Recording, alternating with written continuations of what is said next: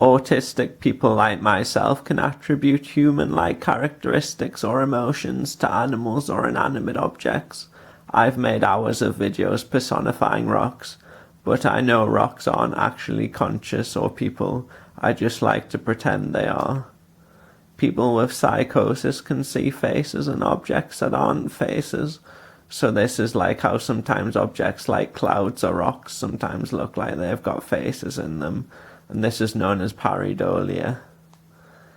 Leading up to when I had a psychosis, I would see an object like a road sign and think it was a person. I'd look back at it and realise it wasn't a person. When I had the actual psychosis, though, I would be looking directly at an object and I still couldn't tell if it was an actual person. So this wasn't just seeing a face in an object like pareidolia is. This was the object actually looking indistinguishable from a whole human body. I coloured the rock in and added hair to show this. Could my autism's ability to personify objects have influenced what hallucinations I got? In real life, when I had the psychosis, although I thought I was other human people, I also thought I was the wolf from Shrek, and I wore a pink shower cap around the house pretending to be the wolf with their pink hat. The fact that this was a non-human character may show how autistic people personify animals. Now here's a fictional story about an ordinary rock before it became the pet rock, where my hallucinations made it human. The rock person was now human. They could move and talk as much as they wanted. They went skydiving. They felt exhilarated, excited, amazed. They could eat human food. They didn't know what to eat, so they made ice lollies out of frozen soy sauce, curry sauce, chili sauce, frozen vinegar, and garlic mayonnaise. The rock never wanted to go back to being a rock. If I took my antipsychotic tablets, they would, though. The rock thought they wanted to be human for just a little bit longer. When would they get a chance like this again? They thought, but they felt guilty. They hid the tablets. I was wandering around the house pretending to be a wolf. The rock person was amused and thought I was just joking on and having a laugh, and didn't take my illness seriously. I said to the rock, "According to me, Mr. Wolf, it's 9 p.m. Where is my tablet?" The rock person said, "You're making me feel guilty for not giving you your tablet, but you're just joking on. I shouldn't feel guilty. I feel angry now, and it's your fault." I replied, "I'm not the boy who cried wolf. I am the wolf."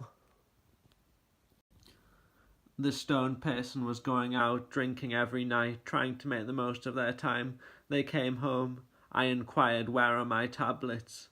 They shouted, "I was a rock. I couldn't move or talk for hundreds of millions of years. You've been psychotic for a matter of weeks. I've been ill much longer than you. I deserve to be well. I'll give you your tablets soon enough. You can wait."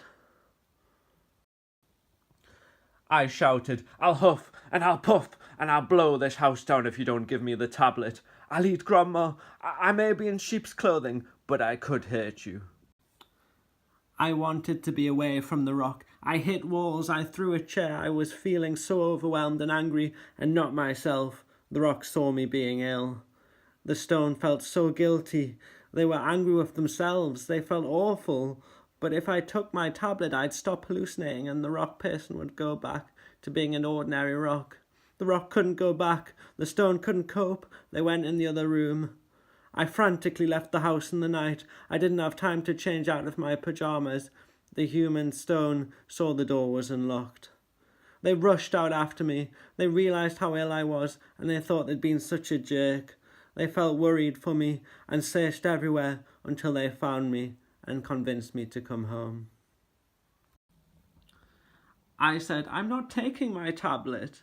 The human rock said calmly and lovingly, "I'll make you something nice." The stone began making an antipsychotic sandwich.